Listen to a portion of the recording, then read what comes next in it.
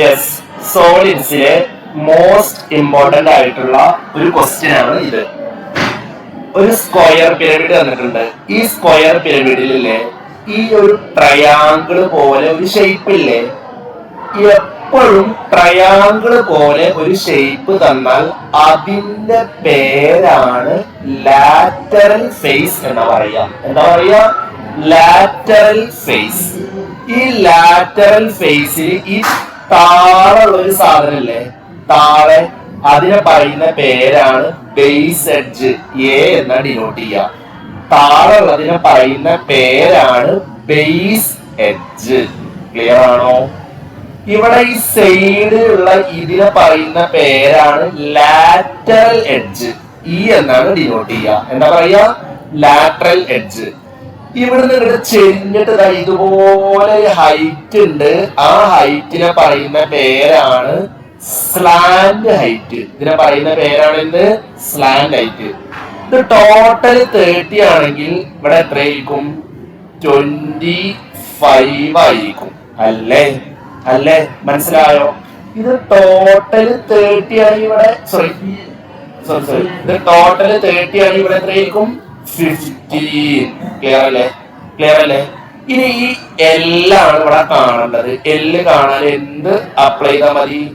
Pythagoras theorem use ചെയ്താൽ മതി. കണ്ടോ? ഈ 25ന്റെ സ്ക്വയറിന്ന് 15ന്റെ സ്ക്വയർ മൈനസ് ചെയ്യുക. ഒന്ന് ചെയ്ത് നോക്കൂ. 25 സ്ക്വയർ മൈനസ് 15 സ്ക്വയർ അല്ലെ? 25ന്റെ സ്ക്വയർ എന്ന് പറഞ്ഞാൽ എങ്ങനെ കാണുന്നത് അറിയോ? 25 into 25 മൾട്ടിപ്ലൈ ചെയ്യാം. സോ ആൻസർ 625 ആണ് കിട്ടുക. 625 മൈനസ് 15 സ്ക്വയർ എന്ന് പറഞ്ഞാൽ 225. ആൻസർ എത്ര വരും? √400 അല്ലെങ്കിൽ 400 എന്ന് വരും. എത്ര √400? 20. സോ എ ക്വസ്റ്റ്യന്റെ ആൻസർ ആയി. ഫസ്റ്റ് ക്വസ്റ്റ്യന്റെ ആൻസർ ആയി. ഫസ്റ്റ് ക്വസ്റ്റ്യന്റെ ആൻസർ സ്ലാന്റ് ഹൈറ്റ് എത്രയാണ് എന്നതാണ് ഫസ്റ്റ് ക്വസ്റ്റ്യൻ. മക്കളെ, സ്ലാന്റ് ഹൈറ്റിനെ എൽ എന്ന ലെറ്റർ കൊണ്ടാണ് ഡിനോട്ട് ചെയ്യുക. ഏത് ലെറ്റർ കൊണ്ടാണ് സ്ലാന്റ് ഹൈറ്റിനെ ഡിനോട്ട് ചെയ്യുക? എൽ. മറക്കരുത്, സ്ലാന്റ് ഹൈറ്റ് എന്ന് പറഞ്ഞാൽ എന്താണ്? എൽ ആണ്. സെറ്റ് അല്ലേ?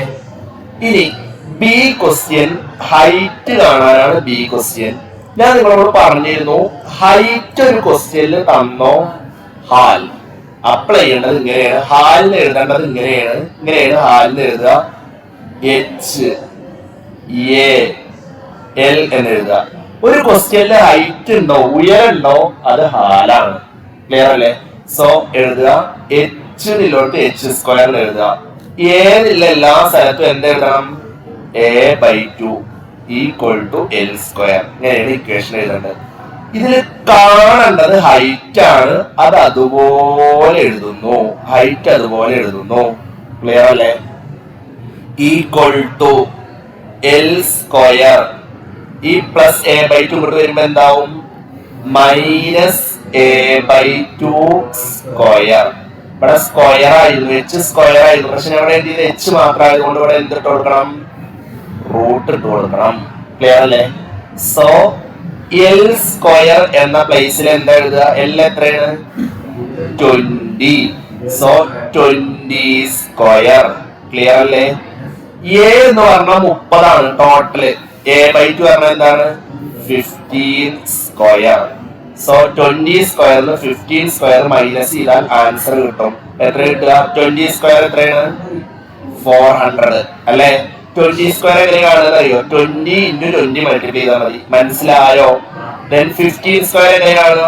15 into 15 എത്ര ആൻസർ? 225. ക്ലിയർ അല്ലേ? സോ ആൻസർ എത്ര വരും?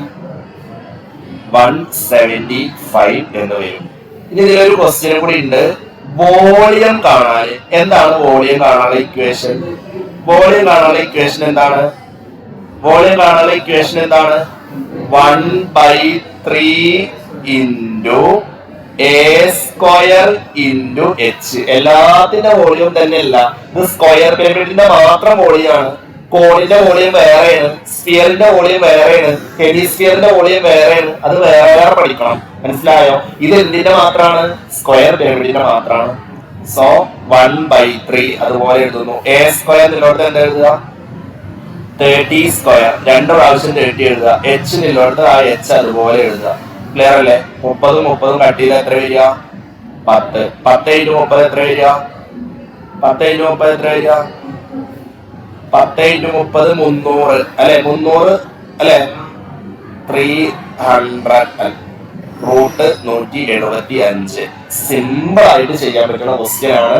ഇതിന് എത്ര മാർക്കായിരുന്നു എന്നറിയോ? 1 2 2 5 മാർക്കിന്റെ ക്വസ്റ്റ്യൻ ആണ്. 30 സെക്കൻഡ് സമയം തരും, വേഗം പഠിക്കും.